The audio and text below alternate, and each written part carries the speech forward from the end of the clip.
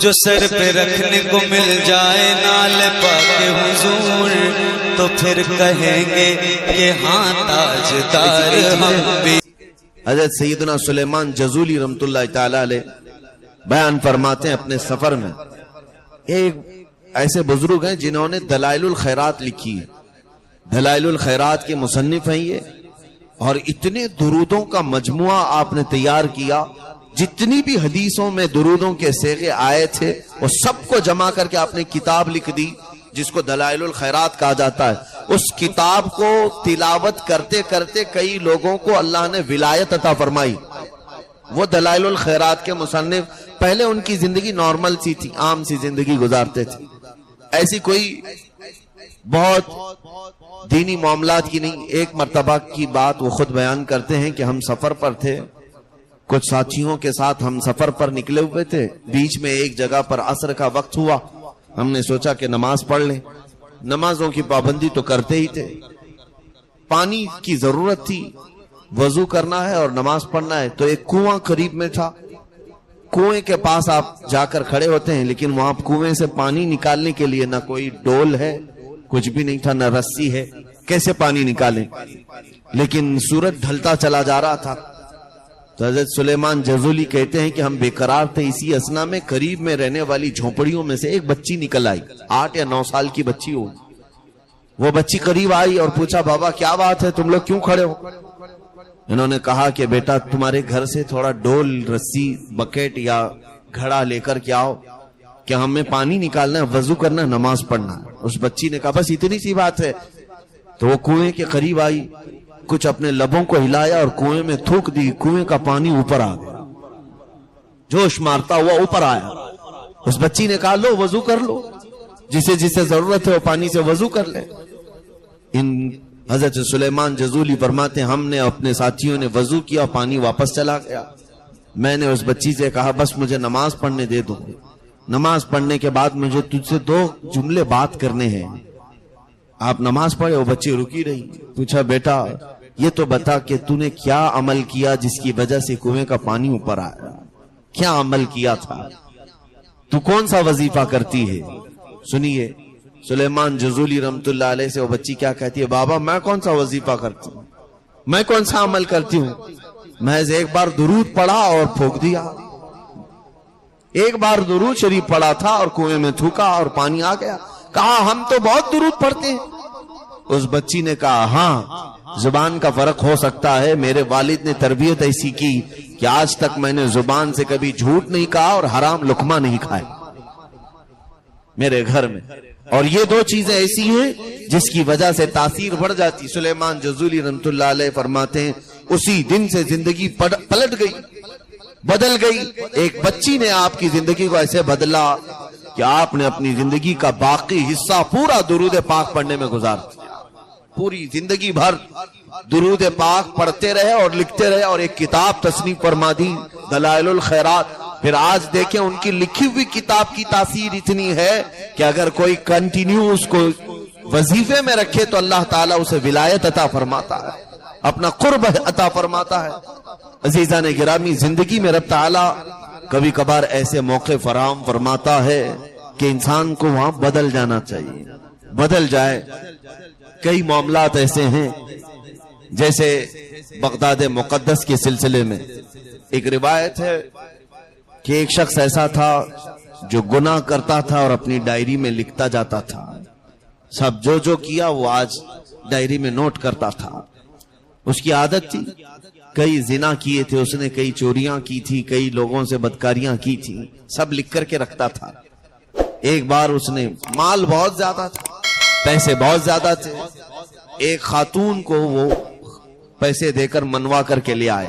ایک عورت 100 دینار پر وہ راضی ہو گئی اور اسے اپنے گھر لے آیا۔ جب گھر لے آیا تو اس عورت سے اپنی ہوس کی، خواہشات کی پوری تکمیل کرنا چاہ رہا تھا۔ اسی اثنا میں اس عورت کو دیکھا کہ بدن میں اس کے کپ کپی تاری، کانپ رہی عورت، اور پورا بدن اس کا تھر تھرا رہا ہے۔ تو اس مرد نے پوچھا کہ تجھے کیا ہوا، تو کیوں کانپ رہی ہے؟ تو وہ عورت کہتی ہے اے نوجوان، میں پیشہ ور طوائف نہیں ہوں، عادت سے میں حرام کاریاں نہیں کرتی، میں ایک بیوہ ہوں, میرے گھر میں 3 چھوٹے بچے ہیں. کئی دن ہو گئے میرے گھر میں فاقہ کشی چل رہی ہے, کمانے والا کوئی ہے نہیں. میں نے بچوں کو کئی دنوں سے تسلی دی, اب ان کے پیٹ کی آگ کو بجھانے کے لیے میں نے سوچا کہ کیوں نہ میں اپنا جسم ہی بیچ دوں, اور میں تیرے ساتھ آنے کو راضی ہو گئی. زندگی بھر کبھی آج تک مجھے کسی اجنبی مرد نے ہاتھ نہیں لگایا, محض میں اپنے بچوں کا پیٹ بھرنے کے لیے اپنا جسم تجھے حوالے کرنے آ گئی. اور آ تو گئی تیار ہو کر, لیکن اب تیرے بستر پر آتے ہی مجھے یہ خوف ستا رہا ہے کہ میرا رب تو اب بھی دیکھ رہا ہے, اور قیامت کے دن جب مجھے اٹھایا جائے گا تو پتہ نہیں کس چہرے کے ساتھ اٹھایا جائے گا. تو بس یہ تصور ہے میرے مولا کا جو میرے جسم میں کپ کپی طاری کر چکا ہے. میں ڈر رہی ہوں کہ کیا بولوں اس کو.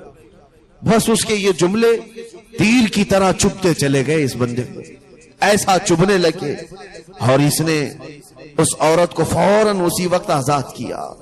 اسے جتنے مال کی ضرورت تھی اس کی اولاد کو سب دی, اور کہا خاتون مجھے معاف کر دے. میں کتنا نکما ہوں اور کس قدر حیوانیت کا شکار ہوں کہ تو اپنے گھر میں بچوں کو بھوکا چھوڑ کر انہیں کھلانے کے لیے اپنا جسم دینے آ گئی, اور یہاں میرا حال یہ ہے کہ گھر بھر میں سب کچھ ہے, ساری نعمتیں ہیں, پیٹ بھرا ہوا ہے, اس کے باوجود میں لذتیں حاصل کرنے کے لیے گناہ کرتا ہوں. میرے ہاں کوئی بھوکا نہیں, میں مجبوری سے گناہ نہیں کر رہا, میں جان بوجھ کر کے عیش و عشرت کے لیے گناہ کر رہا ہوں. مجھ سے زیادہ اس دنیا میں رذیل و ذلیل کون ہو سکتا ہے. بس اس عورت کی باتوں نے ایسے اس کے اندر کپ کپی طاری کی, وہ سب چھوڑ دیا, توبہ کر لیا. اے بار الہا, نہ جانے ایسی کتنی عورتوں کو میں نے استعمال کیا ہوگا. خلاق العالمین, کیا میرے معافی کی کوئی صورت ہو سکتی ہے؟ کیا میں معاف کیے جانے کے قابل ہو سکتا ہوں؟ وہ روتا رہا اور اس خاتون کو پیسے دے کر گھر پہ بھیج دیا. سوچا کہ اب سب کچھ ختم کر دیتے ہیں.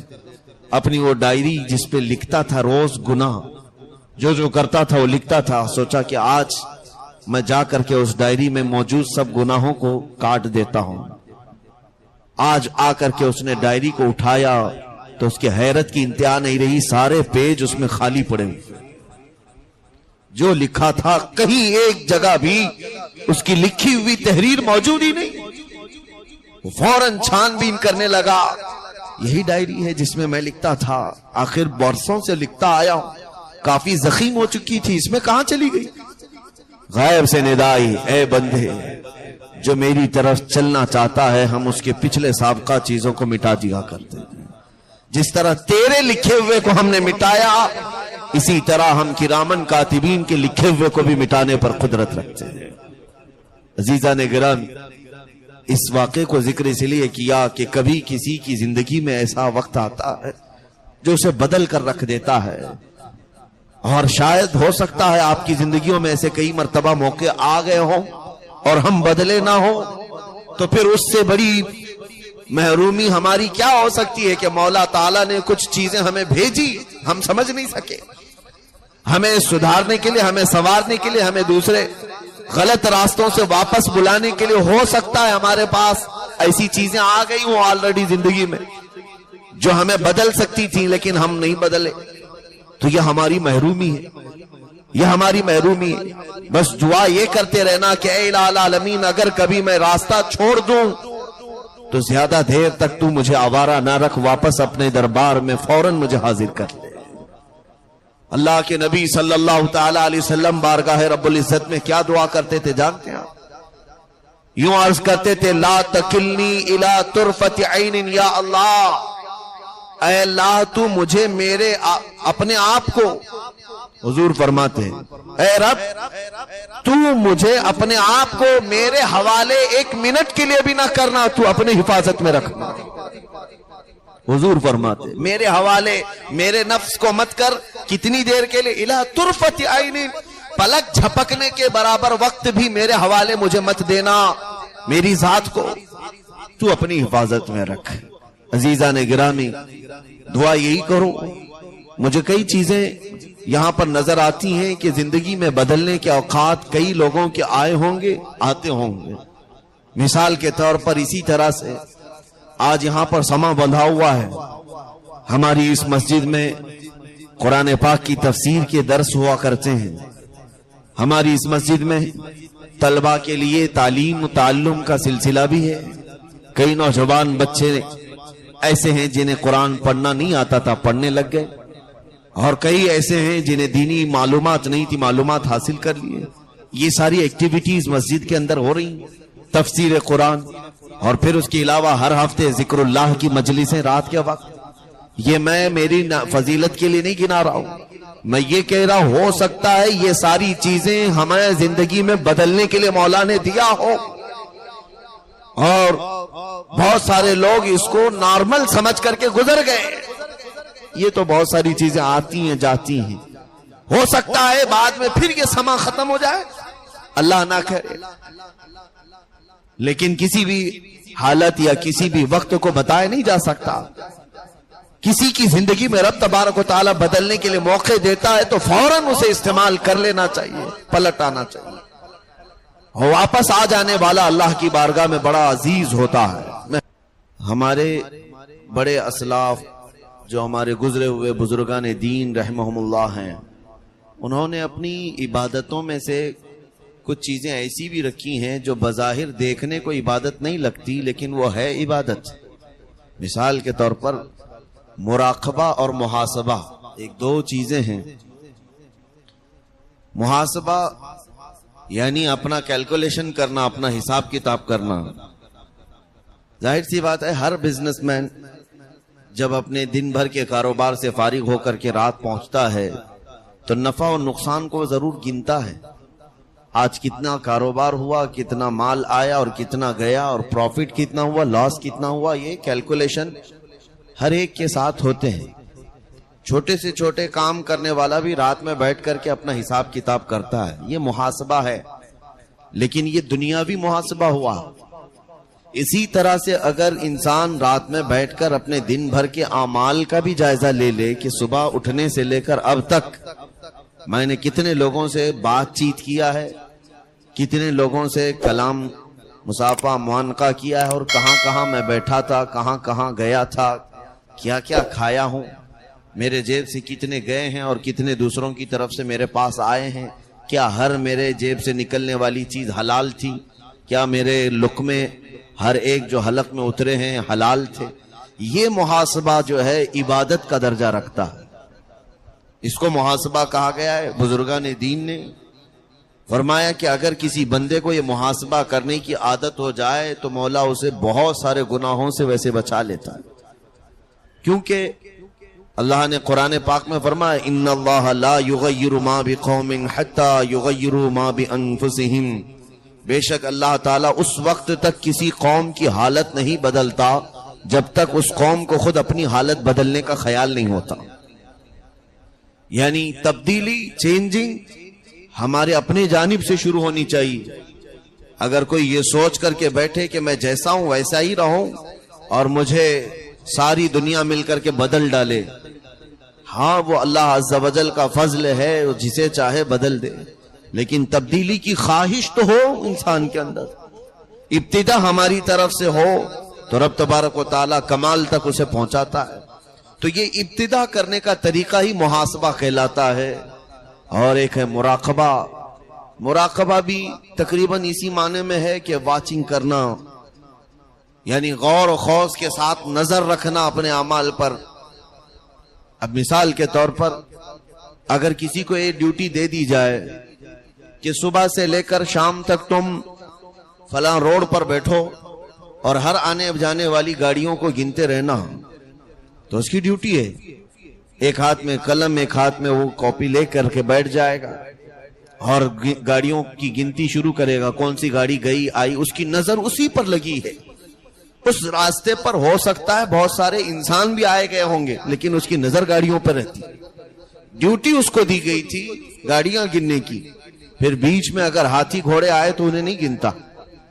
یہ مراقبے کا کمال ہوتا ہے.